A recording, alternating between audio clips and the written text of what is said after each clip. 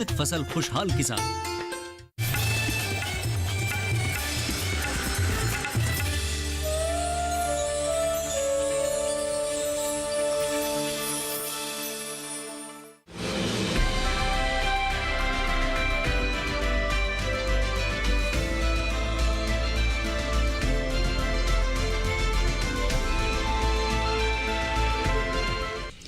नमस्कार, आप सभी का स्वागत हमारे खास कार्यक्रम आत्मनिर्भर भारत में। मैं हूं मुकुल शर्मा। आत्मनिर्भर भारत कार्यक्रम में लगातार आपको हम जानकारी देते हैं। हमारे ग्रामीण भारत की बात की जाए, खेती किसानी की बात की जाए, या बात हो कृषि और किसानों के कल्याण की, इससे संबंधित तमाम जो मंत्रालय हैं या हमारी केंद्र सरकार किस तरीके से अलग अलग प्रयास कर रही है, कदम उठा रही है, और सिर्फ लक्ष्य यही है ना सिर्फ किसान की आमदनी को दोगुना करना, बल्कि कृषि क्षेत्र में विकास और विस्तार के जरिए देश को आत्मनिर्भर बनाना। और इसके लिए हर स्तर पर कार्य भी किए जा रहे हैं। और वही कार्य या नए कदमों की अगर बात की जाए तो आपको जानकारी हम देते हैं इस कार्यक्रम में। आज भी कुछ ऐसी ही जानकारी आपके लिए हम लेकर आए हैं। तो चलिए शुरुआत करते हैं कार्यक्रम की। आज कार्यक्रम में खास तौर से आपको हम जानकारी देने जा रहे हैं भारतीय कृषि अनुसंधान संस्थान यानी पूसा में जो कृषि विज्ञान मेले का आयोजन किया गया था, इसके बारे में। और इस बार का थीम रखा गया था आत्मनिर्भर किसान, यानी कैसे आत्मनिर्भरता को हम बढ़ा सकते हैं कृषि क्षेत्र में। और जब भी कृषि क्षेत्र के विकास या विस्तार की बात कही जाती है, इसके लिए इस तरह के जो मेले हैं, प्रदर्शनियाँ हैं, उनका आयोजन होता है, जिनके माध्यम से तकनीकी विस्तार किया जाता है, यानी तकनीकी ज्ञान जो है वो किसानों तक पहुँचाया जाता है। काफ़ी भारी संख्या में जो किसान थे वो इस मेले में भी पहुंचे। और मेले के समापन के मौके पर आपको बता दें, कृषि एवं किसान कल्याण राज्य मंत्री कैलाश चौधरी ने क्या कुछ कहा, आइए देखते हैं। ऐसा है कि कृषि मेले के अंदर आज यहाँ पर हजारों किसान आए और अपने देश भर से किसानों ने यहाँ आकर स्टॉल भी लगाई। और जो उनके क्षेत्र के अंदर जो उन्होंने चाहे फसल से बाई प्रोडक्ट हो या नए बीज का आविष्कार किया, उसका यहाँ पर प्रदर्शन किया। और उसको देखने के बाद यहाँ पर कई ऐसे किसान भाई थे, उनको लगा कि वास्तव हमें भी इस काम को अपने खेत के अंदर करना चाहिए। और जो हमारे पूसा संस्थान के द्वारा जो नई वेराइटियाँ आई है, जिससे किसान की यील्ड भी बढ़ेगी और उसके अंदर जो फसलें हैं जिससे किसान को लाभ होने वाला है, उन वैरायटियों को भी यहाँ पर किसानों ने देखा है।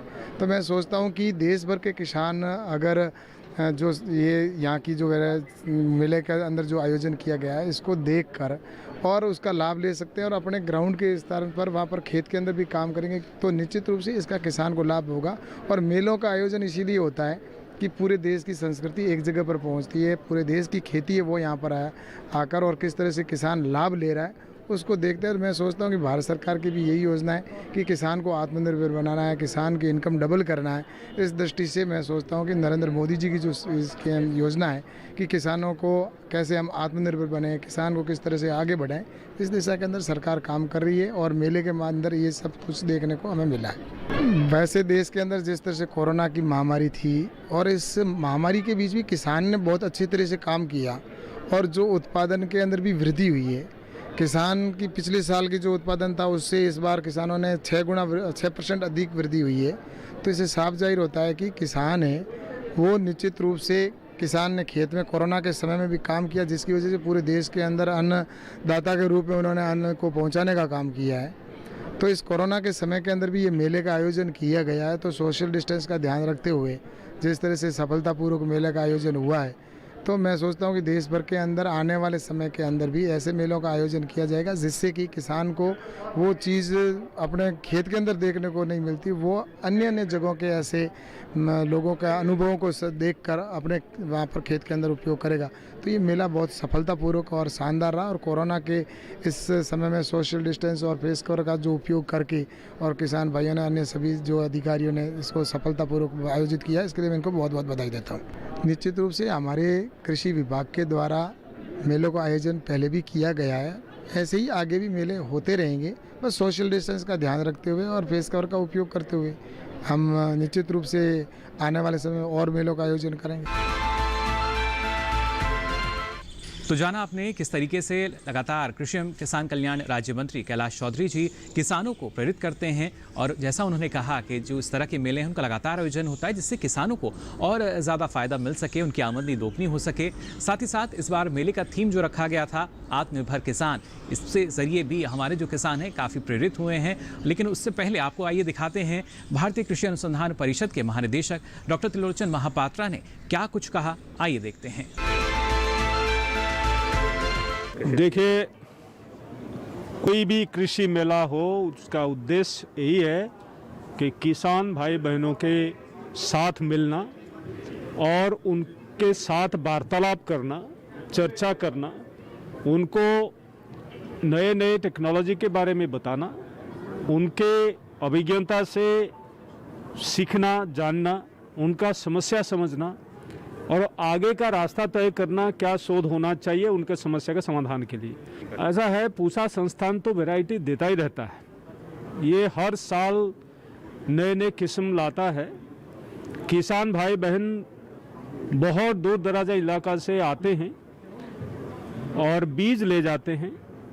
इस साल कोरोना के वजह से बहुत ज़्यादा किसानों को हम आमंत्रण नहीं कर पाए थे और बहुत सारे ऑनलाइन जुड़े हुए थे, लेकिन इसके बावजूद भी 30-35 लाख रुपया से ज़्यादा बीज का बिका गया है संस्थान की तरफ से।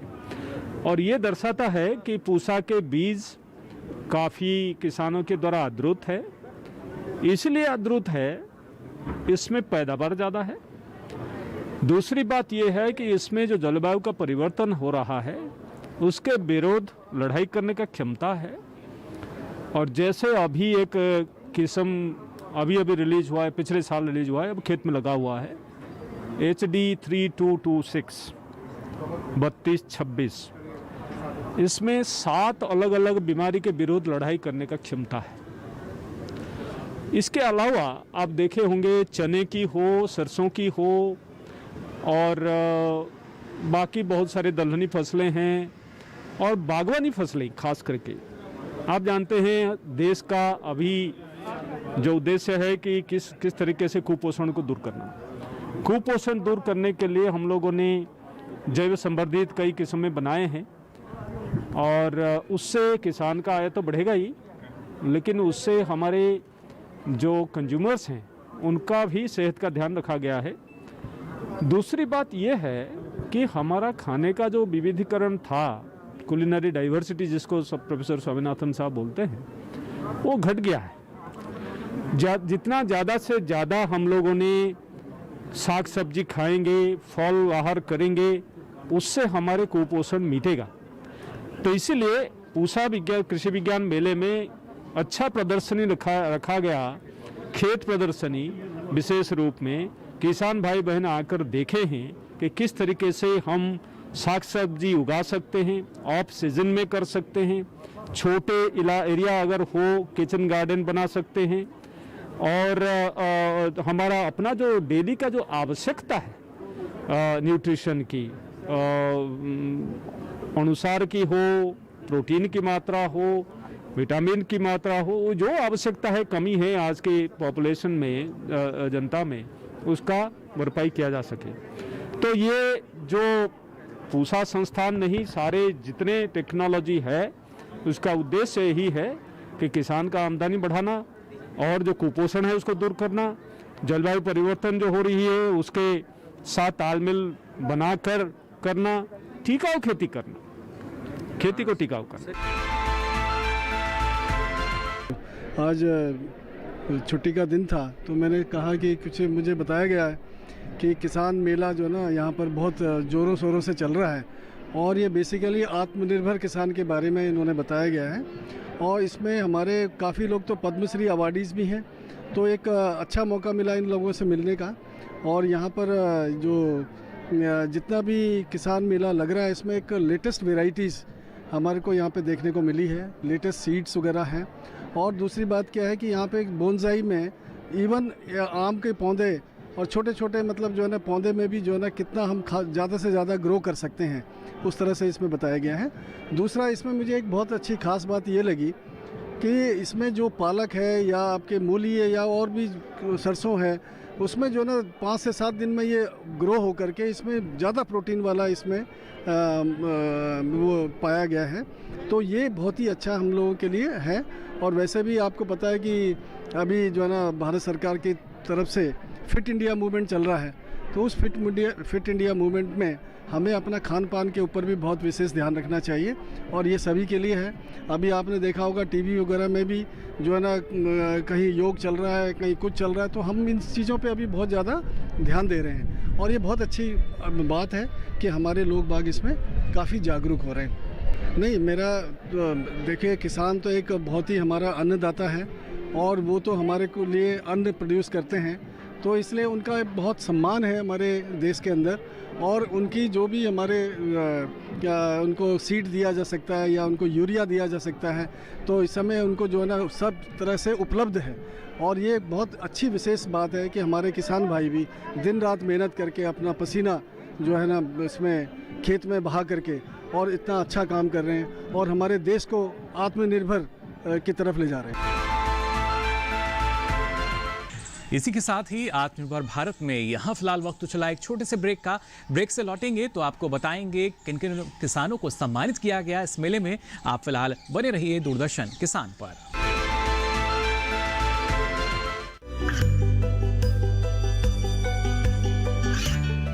गांवों और पिछड़े क्षेत्रों में सरकारी योजनाओं की जानकारी पहुंचा। देश में कौशल और क्षमता विकास कर ग्रामीणों को सामाजिक बदलाव और विकास से जोड़ने की दूरदर्शन किसान की पहल चौपाल चर्चा देखें सोमवार से शुक्रवार सुबह 9 बजे। ये कामयाबी है अन्नदाता की, ये कहानी है खेत और खलिहानों की। कैसे करें अपने पशुओं की देखभाल, जानिए गांव-गांव के किसानों का हाल। देखिए गांव किसान सोमवार से शुक्रवार दोपहर 12 बजे सिर्फ डीडी किसान पर। ब्रेक के बाद आप सभी का एक बार फिर स्वागत हमारे खास कार्यक्रम आत्मनिर्भर भारत में, जिसमें आज लगातार हम बात कर रहे हैं पूसा कृषि विज्ञान मेले की, जिसका थीम रखा गया था आत्मनिर्भर किसान। क्योंकि आत्मनिर्भरता जो है हमारे अन्नदाता जो हैं उनकी वजह से आ रही है, लेकिन कई ऐसे उदाहरण हमारे सामने हैं। और इस मेले की अगर बात की जाए, इस मेले में कई ऐसे किसान थे जिनको सम्मानित भी किया गया। क्या इनकी उपलब्धियां रहीं और किस तरीके से कामयाबी के अलग शिखर पर ये किसान पहुंच रहे हैं और देश को आत्मनिर्भर बना रहे हैं, आइए देखते हैं। मेरा नाम जितेंद्र सिंह हुआ। मैं बिहार प्रांत के वैशाली जिले का निवासी हूं और मुझे इस बार अध्यक्षता पुरस्कार से सम्मानित किया गया है। इसके पूर्व भी मुझे दर्जनों पुरस्कार मिल चुका है। कृषि के क्षेत्र में मैं पिछले लगभग 30 वर्षों से कार्य कर रहा हूं। हर तरह का जो है इंटीग्रेटेड फार्मिंग से लेकर के आम के ऊपर, लीची के ऊपर, आम जैसे आम में विशेष करके कैनोपी मैनेजमेंट का कंसेप्ट मैं बिहार में लाया। फर्स्ट टाइम बिहार में मेरे ही गांव में और मेरे प्लॉट में ही कैनोपी मैनेजमेंट हुआ। और हमसे प्रभावित होकर भारत सरकार जो कृषि मंत्रालय है, नेशनल हॉर्टिकल्चर बोर्ड ने मुझे एक मशीन दिया, जो हमारे कृषि विज्ञान केंद्र में मशीन खड़ी है। 19 लाख रुपए का कीमत का मशीन इजराइल से मंगा के वो मुझे हमारे ज़िले को दिया, जो बिहार में सिंगल मशीन है वो। उसके बाद हम लोगों ने आम में मल्चिंग का अपनाया। मल्चिंग से उससे होता है कि वाटर सेविंग होता है, उसके बाद उसमें बिट्स कंट्रोल होता है और जो उसमें हम लोग प्लास्टिक से नहीं, जो खरपतवार है, आम के पत्तियां हैं, लीची के पत्तियां हैं या जो भी नष्ट किया हुआ पुआल है, उस सबसे मल्चिंग करते हैं, जो बाद में गल के उसमें एक खाद का भी काम करता है। ज़मीन की उर्वरा शक्ति उससे बनी रहती है। और कैनोपी मैनेजमेंट जब हम लोग शुरू किए तो उससे हम लोगों को प्रत्याशित रूप से लाभ हुआ। और उसके बाद हम लोगों ने भिंडी में, जिसे ओकरा भी बोलते हैं, हिंदी में भिंडी बोलते हैं, उसमें हम लोगों ने सघन खेती किया भिंडी का, जिससे हम लोगों का 2.5 से 3 गुना लाभ बढ़ गया। धान में हम लोगों ने कृषि के खर्च को घटाने के लिए, आय को बढ़ाने के नियत से हम लोगों ने DSR तकनीक अपनाया, जो हम लोग का सफल रहा। SRI तकनीक अपनाया, जिसमें मुझे पुरस्कार ही मिल चुका, वो भी मेरा तकनीक सफल रहा। और गेहूं में 0 टिलेज विधि खास करके वो बहुत ही वहाँ पर हम लोग के यहाँ सफल है, उस पर भी हम लोग काम कर रहे हैं। उसके बाद हम अपना FPO बनाए हैं, जो FPO के माध्यम से भी अभी तो इनिशियल स्टेज में है। इसके पूर्व हम किसान क्लब बनाए, जिसमें 210 किसान जुड़े हुए हैं, जो हर महीने हम लोग बैठक करके और जरूरत पड़ती किसी कृषि वैज्ञानिक को बुला करके सबको नवीनतम तकनीक की जानकारी देते हैं। हम लोगों का एक नारा है, तकनीक से तरक्की, और तकनीक अपना के ही तरक्की करना है, क्योंकि ज़मीन दिनों दिन घटती जा रही है और उसी में हम लोग को आमदनी बढ़ाना है। तो सरकार की मंशा है कि 2022 तक आय को दुगनी करना, तो नई तकनीक को अपना करके खर्च को घटा करके ही हम अपने आय को बढ़ा सकते हैं।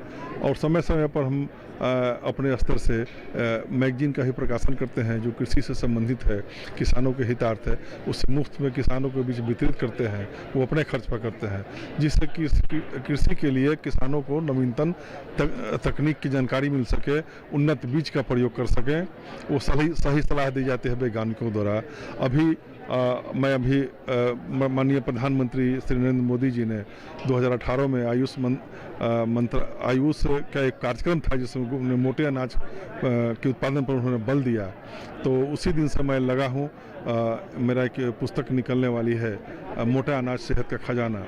उसमें देश भर के विभिन्न जो एग्रीकल्चर यूनिवर्सिटी हैं, जो मोटे अनाज पर काम कर रहे हैं, उन सबका आर्टिकल लेकर के संकलित करके उसमें प्रकाशन कर रहे हैं। और ये भी पूरे देश में जो भी यूनिवर्सिटी है सब जगह जाएगा, जो किसानों के लिए वो काम करेगा, और अपने इलाके में तो मुफ्त में वितरण उसका किया ही जाएगा, यही हमारा है। नमस्कार, मेरा नाम गोवर्धन सिंह यादव है। मैं जिला गुड़गांव, गांव बजगेड़ा से आया हूं। और हम पहले खेत में अपना सब्जियां लगाते थे। सब्जियां लगा के उगा के मंडी ले जाते, मंडी में उनका उचित दाम नहीं मिलता था, तो हम बड़े परेशान हुए, निराश हुए। तो अब मेरी वाइफ ने बोला कि इनका कुछ बना सकते हैं, मेरे को कहीं ट्रेनिंग कराओ आप। तो मैंने अपने पास में पता किया, हमारे पास कृषि विज्ञान केंद्र उजवा है, वहाँ से हमने इनको ट्रेनिंग कराया, कृष्णा यादव जी को। और हमने अपनी गाजर का, गोभी का, मूली का, शलगम का अचार मुरब्बे बना लिए। जो हमारी सब्जियां बहुत कम दाम में बिकती थी, तो हमने कृषि विज्ञान केंद्र उजवा और पूसा संस्थान से इसकी ट्रेनिंग लेके जब ये अचार मुरब्बे बना लिए, तब हमने मार्केट में ले गए, तो फिर नहीं बिके तो मैंने घर में ला के रख दिया। मैंने बोला, मैडम ये तो नहीं बिक रहे हैं। कहने लगी, जी मैं ताज़ा सब्जी दूंगी निकाल के, और ये अचार छोटा सा टेबल लगाओ रोड के किनारे। हमने रोड के किनारे टेबल लगाया, वहाँ से हमने खुद सेल्फ मार्केटिंग बेचना शुरू किया। कोई बीच में बिचौलिया नहीं, कुछ नहीं। जैसे हमने खेत में सरसों उगाया, तो मैंने इस बार 40 एकड़ में सरसों लगाया है। मैं उसको मंडी बेचूंगा तो आड़ती जो रेट में बोली लगाएगा, उस रेट में मेरे को बेचना पड़ेगा। मैंने मील लगाया हुआ है, मैं तेल निकालता हूँ, तेल भी सेल करता हूँ। तेल सेल करने के बाद मैं जो उसका खल बिकता है वो बच जाता है। तो और जो मेरा अचार में भी बढ़िया तेल मिल रहा है और मार्केट में भी हम अच्छा दे रहे हैं। तो मैं सभी किसान भाइयों को विनती करना चाहूँगा कि आप पूसा संस्थान से या देश भर में कृषि विज्ञान केंद्र खुले हुए हैं, आप जिस लाइन में जाना चाहते हैं, जो टेक्नोलॉजी लेना चाहते हैं, तो भारत सरकार ने कृषि विज्ञान केंद्र खोले हुए हैं, उनका लाभ उठाएं और आगे बढ़ें। इसी के साथ ही कार्यक्रम में यहाँ वक्त हो चला एक छोटे से ब्रेक का। आप बने रहिए दूरदर्शन किसान पर।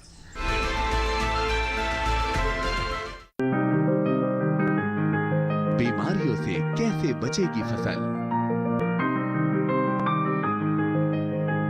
मवेशियों की मुश्किलों का क्या है हल? कहां से लाएं बीज, कितनी लगेगी खाद? किसानों के हर फोन का विशेषज्ञ देंगे जवाब। देखिए हेलो किसान लाइव सोमवार से शुक्रवार शाम 6 बजे।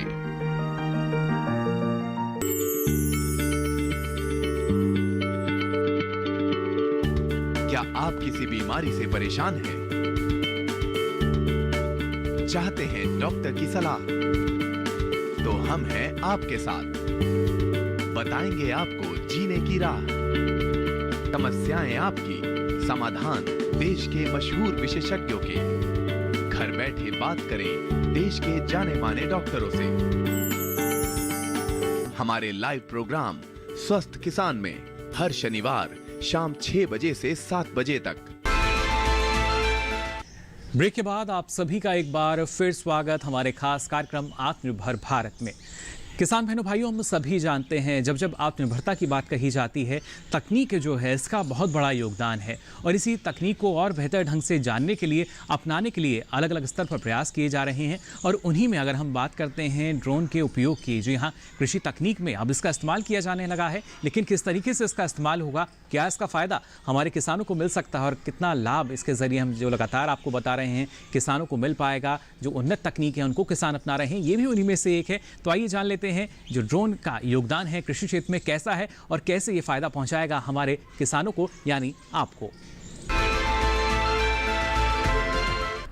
किसान भाई सर, अगर फसल के अपनी देखरेख के लिए ड्रोन के यूज करना चाहते हैं तो ऐसा कौन कौन से फसल है सर जिसके लिए ड्रोन का यूज आवश्यक है, या कह सकते हैं कि भविष्य में उसकी ज़रूरत पड़ सकती है? जो देश में ड्रोन टेक्नोलॉजी को यूज़ करने के लिए जो लो हैंगिंग फ्रूट है, all commercial valued crops, for example tea garden है, कॉफ़ी गार्डन है, या ग्रेप एरिया है, और शुगर केन एरिया है, कॉटन एरिया, ये सारे फील्ड है, क्रॉप्स है जहाँ पे ये इसकी पोटेंशियल यूज़ है। और फार्मर जो किसान है वो अफोर्ड करना चाहेगा, क्योंकि उसमें जो लॉस है इन लैक्स है, in even in crores also. तो in that case he would be happy to invest money on drone technology for crop health monitoring. But for crop like rice और wheat जो common marginal farmer यूज़ करते हैं, उसी purpose के लिए if crop insurance की purpose पे आप देखा जाए तो उसके लिए वो ड्रोन यूज़ कर सकता है। Otherwise for commercial crop drone is very viable technology and can be affordable and it is very encouraging. In fact that's what my experience, Mahindra and Mahindra के साथ हमने काम करी ग्रेप नासिक में, तो वहाँ पे डाउन मिल्ड्यू, पाउडर मिल्ड्यू करने के लिए हम ड्रोन बेसिस पे हमने उसकी मॉनिटरिंग करी थी। उसी बेसिस पे हमने एडवाइजरी वगैरह भी उनको सलाह दिया था, उसके लिए पूरा स्टैंडर्ड प्रोटोकॉल भी हमने डेवलप करी थी। तो यही चासी भाई, किसान भाई है जो ग्रेप और कॉफ़ी और टी या सारे वैल्यू एडेड क्रॉप जो ग्रो करते हैं, उनके लिए ये टेक्नोलॉजी बहुत लाभदायक है। इंडिविजुअल किसान ये चाहता है कि हाँ अपने खेत में भी जो भी उसकी कमी है उसको देख रेख करने के लिए या उसकी जानकारी के लिए ड्रोन का वो यूज करे, तो किस तरह से कर सकता है सर? अब आपको पता है कि देश में ज़्यादातर लोग जो है मार्जिनल फार्मर्स हैं, they can't afford to buy a drone और technological they are not sound to fly and get their data analytics. तो मैं तो चाहूँगा कि ये एक ऑप्शन है, जैसे कस्टम हायरिंग सर्विसेज हमारे है, बहुत सारे योजना है जिसमें कस्टमर हायरिंग ट्रैक्टर मिलता है। हर फार्मर ट्रैक्टर नहीं ले सकता, तो लेकिन ट्रैक्टर मिलता है, वो रेंट में ले सकता है और जो यूज़ करना है करके वापस कर सकता है। उसी पर्पज ऐसे ही हम ड्रोन को भी हम हायर कर सकते हैं, उसके फील्ड में उड़ा सकते हैं और उसकी क्या कमियां वो निकाल के उसी हिसाब से उसको क्या अप्लाई करनी है, कैसे अप्लाई करनी है, कितना अप्लाई करनी है, वो हो सकती है। तो कस्टम हायर बेसिस पे हो सकती है। अब मैं तो बोलूँगा कि जैसे एग्रीकल्चर को उबराइजेशन करनी है, इट्स काइंड ऑफ है उबराइजेशन, ड्रोन को हम उसी तरीक़ा से यूज़ करके फार्मर को फ़ायदा दे सकते हैं। जी, तो उसका कितना कॉस्ट कितना लग सकता है सर एक फार्मर को अगर अपने खेतों में यूज करता है तो? वो it depends on the kind of sensor or information he requires. Like खाली RGB कैमरा लेके उड़ाएंगे उसके लिए ज़्यादा खर्चा नहीं होती है, बट ज़्यादातर क्या होती है कि पर एकड़ 400 to 500 रुपीज़ लगता है सिंपली RGB सेंसर जो आपका कैमरा में है, मोबाइल में है और ज़्यादातर कैमरा में है, वही करने के लिए। और धीरे धीरे पैसा बढ़ जाएगा और आपको थर्मल, मल्टीस्पेक्ट्रल और हाइपरस्पेक्ट्रल सेंसर चाहिए होगी, क्योंकि उसका इनिशियल इन्वेस्टमेंट बहुत है। ये डिपेंड करता है कि RGB सेंसर में आप कुछ देख पा रहे तो ठीक है, उसी से काम चलाए, नहीं तो धीरे धीरे मल्टीस्पेक्ट्रल और थर्मल सेंसर और हाइपरस्पेक्ट्रल यूज़ करके उसकी जो इशू है वो इशू को इन्फॉर्मेशन को क्लियर कैप्चर करा जाए और उसी बेसिस पे एप्लीकेशन के लिए उसको तैयार करा जाए, तो ये हो सकती है। आपके जो संस्थान है IRI है और आपके जो विभाग है सर, कृषि भौतिकी विभाग है, ये किसानों के किस तरह से ड्रोन में मदद कर सकता है, और आने वाला फ्यूचर में सर आपके जो विभाग है उसका क्या चैलेंज है और क्या प्लानिंग है? सबसे बड़ी चीज़ है कि drone became a very catchy word nowadays. Drone remote sensing आप जहाँ देखेंगे, जितनी भी स्टार्टअप कंपनी है, हमने IRI में हमारे इंक्यूबेशन सेंटर है and also DST and DVT में बहुत सारे स्टार्टअप कंपनी है जो मैं देखता हूँ कि ड्रोन उड़ा के और उसकी सिंपली कलर फोटोग्राफ दिखा के आगे कुछ करना वो नहीं हो पाता। तो उसी के लिए जो भारतीय कृषि अनुसंधान संस्थान, हम क्या करना चाह रहे कि ड्रोन उड़ाने के बाद जो फ़ोटो लिया गया है वो फ़ोटो से जो information, how valuable information, how reliable information and कैसे निकाल सकते and how we can make it real time, that's what the biggest challenge. And क्या करते ज़्यादातर लोग जो ड्रोन में सेंसर है वो सेंसर लेके NDVI मैप जनरेट कर देता है। वो आजकल NDVI is a very common word for anybody, even if a farmer also knows now कि NDVI क्या है, बट उससे खाली काम नहीं चलता। तो आपको कई सारे रिसर्च करना पड़ेगा, जिसी बेसिस पे क्या है कि आप अभी सुबह ड्रोन उड़ाया, आफ्टरनून तक आपको बताना पड़ेगा कि ये क्रॉप में क्या कमी है, क्या उधर नाइट्रोजन की डिफिसिट है और वाटर की है और पेस्ट और डिजीज़, उसी के लिए प्रोटोकॉल डेवलप करना चाहिए। और जो टेक्नोलॉजी, जो सेंसर यूज़ करे उसका मैक्सिमम यूज़ क्या हो सकती है ताकि फार्मर को मैनेजमेंट मिल पाए। तो एक तो हो गया कि remote sensing, drone remote sensing में जो चैलेंजेस है, जो रिसर्च गैप्स है, उसको हम मीट कर रहे हैं। हमारे अनुसंधान ऑल्सो डीम्ड यूनिवर्सिटी है, हमारे पास आपने देखे होंगे बहुत सारे स्टूडेंट्स हैं जो PhD और MSc रिसर्च उसी में ही कर रहे हैं, ताकि उसके लिए स्टैंडर्ड प्रोटोकॉल डेवलप हो जो सेंसर से रियल टाइम में कैसे क्रॉप हेल्थ मॉनिटर कर पाए। और एक सबसे बड़ी चैलेंज है अभी जो है soil health card. Drone basis पे सॉइल हेल्थ कार्ड करना is a the next to impossible. हमारे वही एफर्ट है, जो सेंसर आपने हाइपरस्पेक्ट्रल देखा उसी के और एक सेंसर आता है जो MR और 2500 नैनोमीटर तक है, जिसमें कैपेबिलिटी है सॉइल को सेंस करना। वो सेंसर इंटीग्रेट करके कैसे हम सॉइल की उर्वरता माप कर सकते हैं, उसके लिए भी हम लोग का रिसर्च IRI में चल रही है। एक बार ये स्टैंडर्ड प्रोटोकॉल आपने जो आज फील्ड में उड़ाए हुए देखा, और उसकी सुबह हम उड़ाने के बाद इवनिंग तक आपको फील्ड की डिटेल इन्फॉर्मेशन मिल जाती है, ताकि कल सुबह उठ के क्या मैनेजमेंट करनी है उसके लिए फार्मर कर सकता है। उसके लिए ऑलरेडी हमने स्टैंडर्ड प्रोटोकॉल डेवलप कर रखी है। और ड्रोन की जो डाटा है it's a very huge data, big data, voluminous data, उसको एनालिसिस करने के लिए और प्रॉपर इन्फॉर्मेशन निकालने के लिए you need many data analytics technique. तो आजकल आपको पता है कि artificial intelligence, big data analytics, machine learning, deep learning, तो हमारे स्टूडेंट्स, हमारे जो यंग साइंटिस्ट है वो लोग सारे उसमें इन्वॉल्व हैं। तो वो एनालिसिस करके कैसे रिलायबली इन्फॉर्मेशन मिल पाए। जैसे हमने अभी फील्ड में उड़ाया, कौन सी फील्ड में पानी के लिए आ चुकी है, कौन सी फील्ड में फ्लावरिंग आ चुकी है, वो ऑटोमेटिक वो हम मैपिंग कर सकते हैं। कौन सी जेनोटाइप अर्ली वेराइटी है, कौन सी लेट वेराइटी है, वो ऑटोमेटिक हम मैपिंग कर सकते हैं। और किस में नाइट्रोजन कितना कमी है वो भी हम बता सकते हैं। वो सारे स्टैंडर्ड प्रोटोकॉल हम डेवलप करेंगे। उसी के साथ भी जो वेरिएबल रेट एप्लीकेशन की बात हो रही है, इसी के साथ हम टैंक लगा के और नोजल को मैकेनाइज करें, ताकि ड्रोन एक बार गया, इमेज कैप्चर किया, नेक्स्ट 10 मिनट के बाद फिर वो टैंक लगा दिया, उसमें वो जो स्प्रे करने जाएगा वो जो वेरिएबल मैप बनाया उसी बेसिस पे स्प्रे करके आएगा। उसमें इनपुट यूज एफिशिएंसी बहुत बढ़ जाएगी। तो भारतीय कृषि अनुसंधान संस्थान और हमारे परिषद की तरफ से हमारे एक नई प्रोग्राम शुरू करने जा रहे हैं, प्रिसिशन एग्रीकल्चर, जिसमें almost 16 institute, ICAR institute involve है, जिसमें यही सारे टेक्नोलॉजी को वायबल करने के लिए और फार्मर के लिए फिजिबल करने के लिए हम रिसर्च कर रहे हैं। तो आज के लिए हमारे इस खास कार्यक्रम आत्मनिर्भर भारत में बस इतना ही। कृषि संबंधी नवीन जानकारी लेकर फिर होंगे हाजिर। तब तक के लिए दीजिए इजाजत। नमस्कार।